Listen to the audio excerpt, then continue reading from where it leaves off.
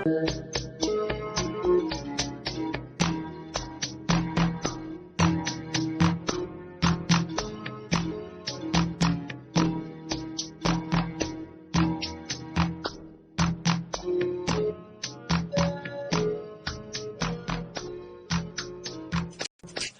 ladies and gentlemen. Peace be upon you. Welcome to our fourth video on the role our government can play in revolutionizing Nigeria. The title of this video is Step 1B, Benefits of the Cashless Policy in Nigeria. Just as I mentioned and explained in the previous video, the first step towards giving the government the ability to have absolute control over the citizens, eliminating crimes, and eradicating joblessness and poverty in Nigeria, which will also pave way for sustainable development in the country, is to limit the circulation of cash. Once this is achieved, a lot of financial-related crimes will automatically die a natural death, and the country will automatically step on her road to a sustainable development.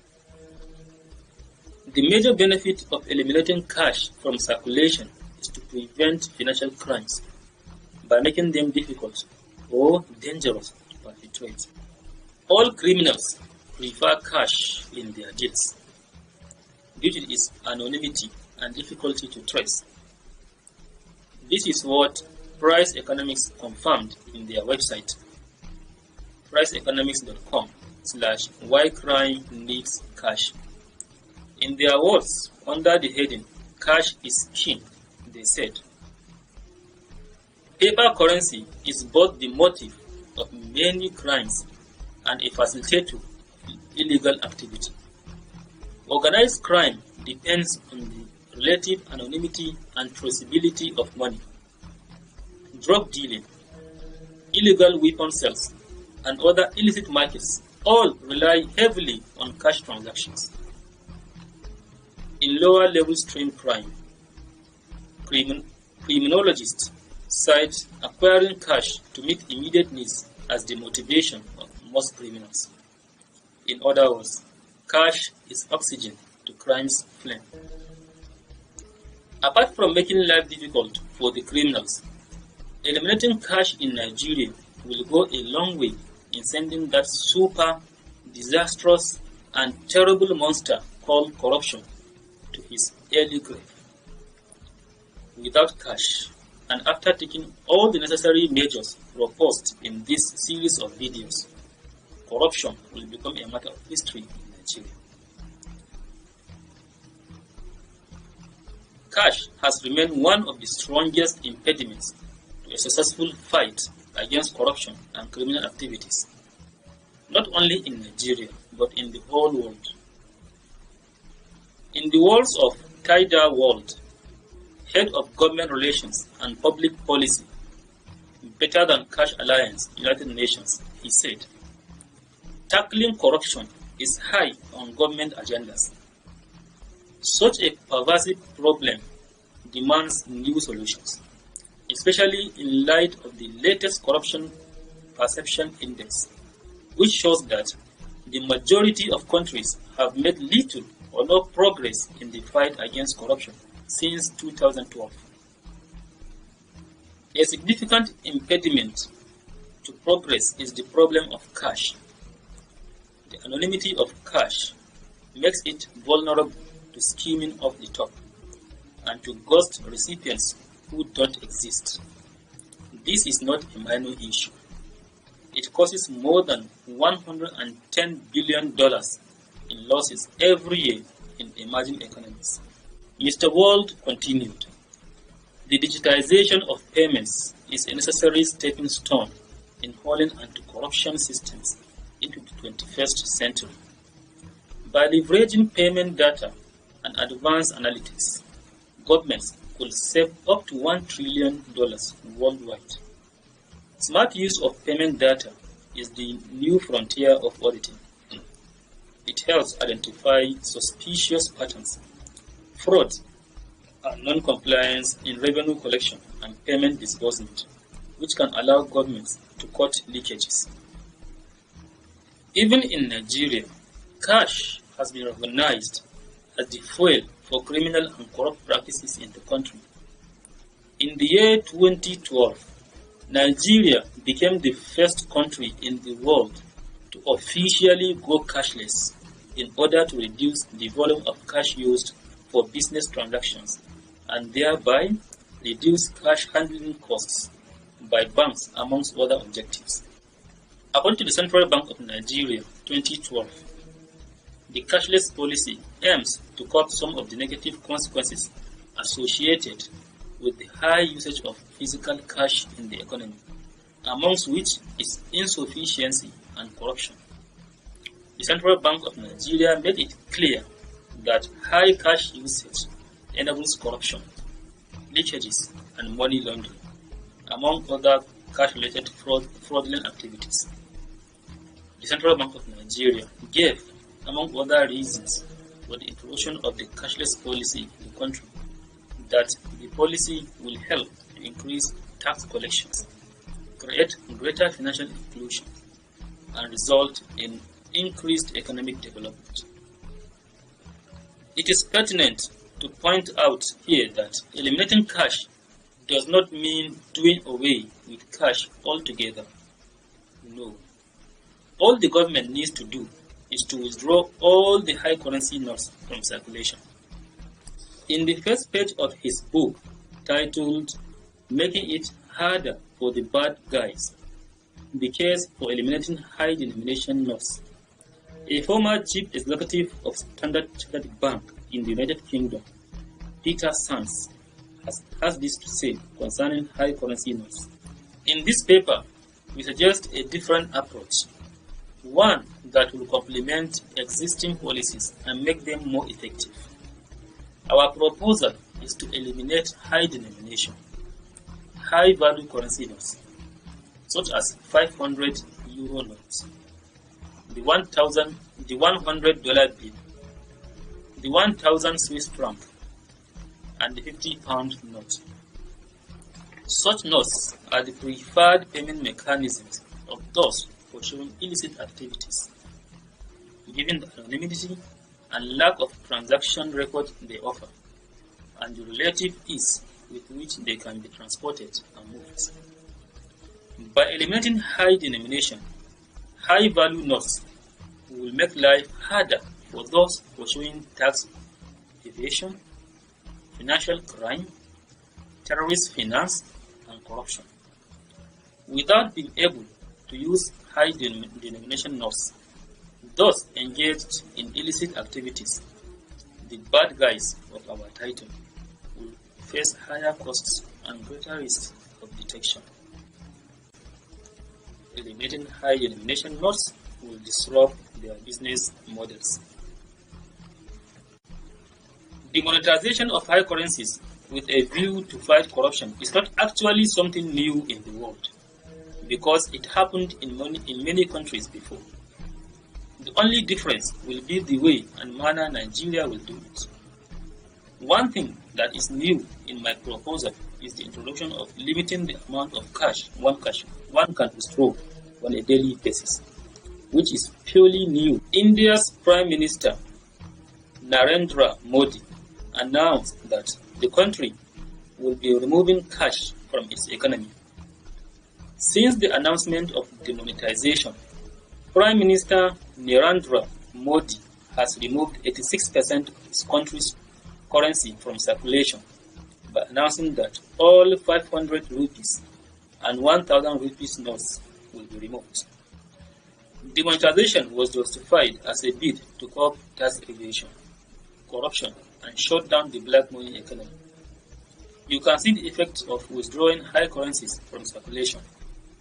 By withdrawing the 1,000 and 500 rupees notes from circulation, India successfully withdrew 86% of the country's currency from circulation. In the United States of America, all banknotes above $100 were demonetized in the year 1969.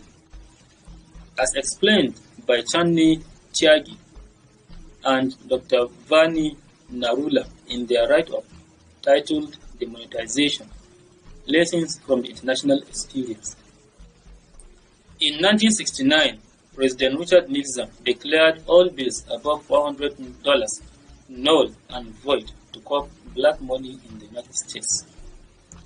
The highest value of denomination currently in production is the $100 bill.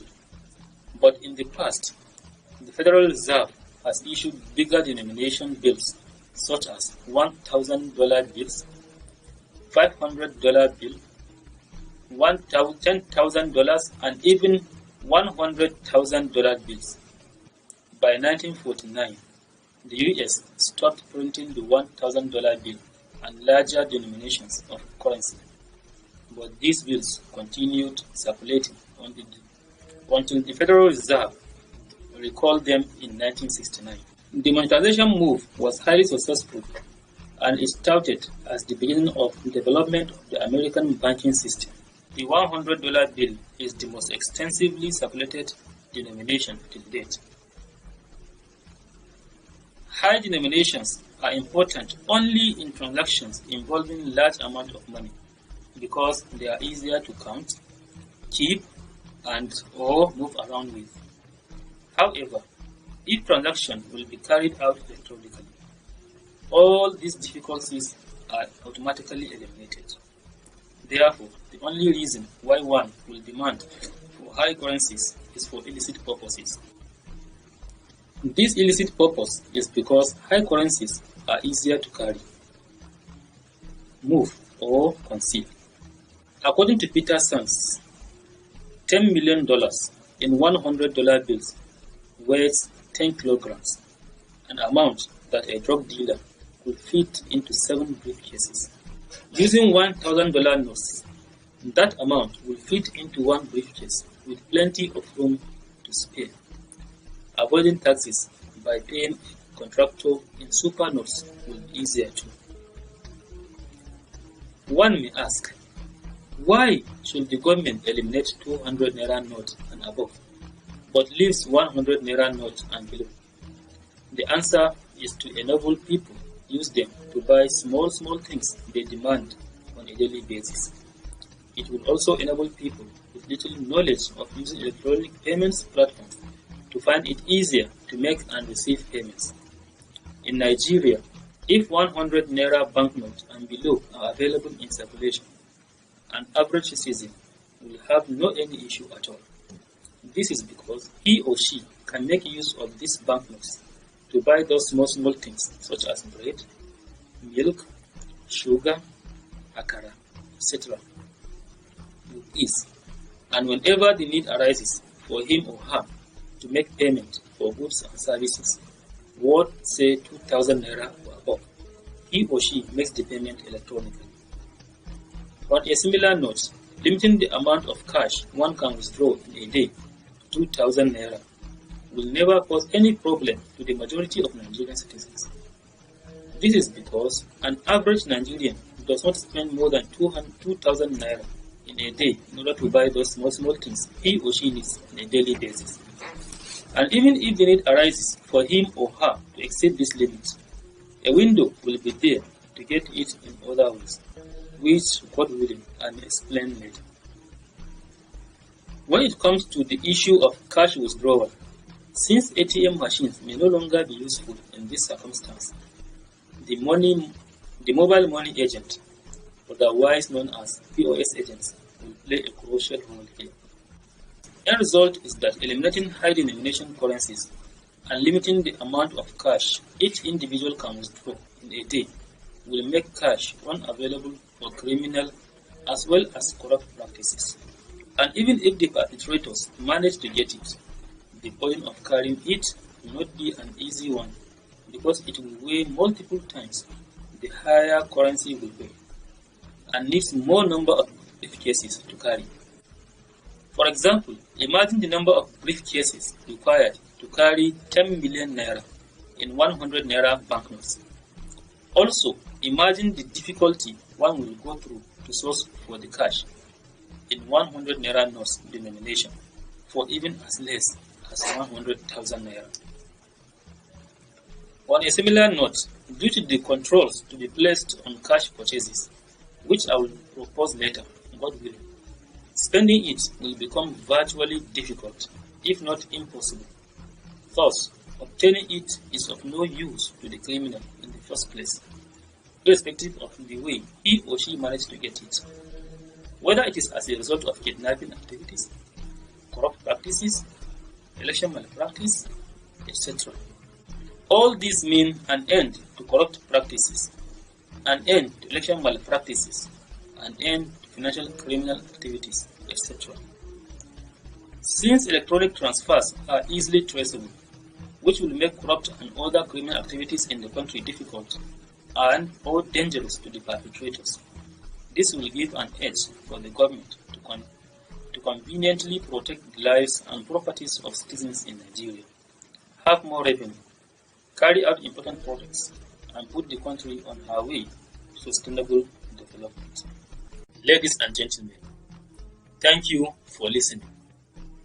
If your dream is to wake up and see a new Nigeria, free from corruption, crimes, joblessness, and poverty, then join us at Naija Digital Revolution and contribute your quota by sharing this and other related videos, liking us on YouTube, Facebook, Twitter, and Instagram, and subscribing to our YouTube channel.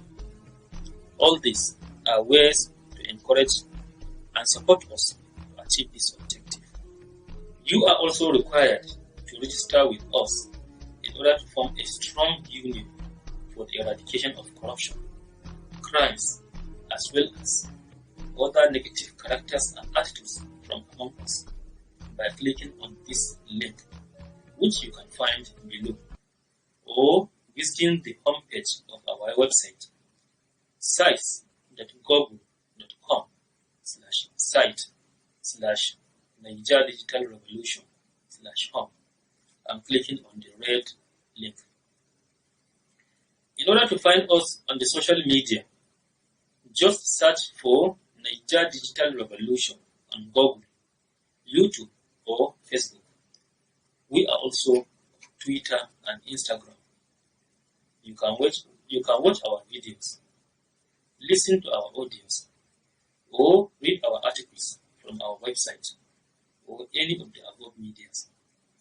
You can also contact us by sending us WhatsApp or Telegram messages through our Airtel line number 090-1255-8425. Please don't call or send text messages. Once again, thank you for listening. May God help us.